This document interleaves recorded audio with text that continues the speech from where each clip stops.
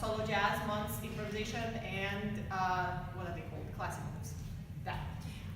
So we worked on making our dancing a little bit more continuous and actually managing to dance the whole song.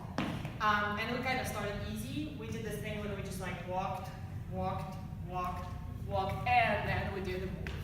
Ba, ba, ba. And then we walked, walked, walked, walked, and then we did the move.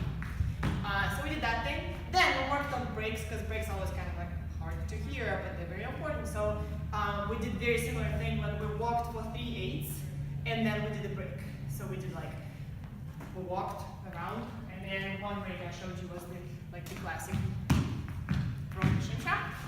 And then the other break we did was the long turn, so it was 2, 3, 5, 6, 7, 8. And another break we did was this like trying to do break that goes like this.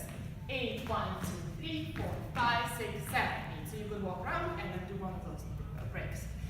And then we got into groups again, and you guys kind of did like a little jam. So you did, you led a move, but everybody did a break, and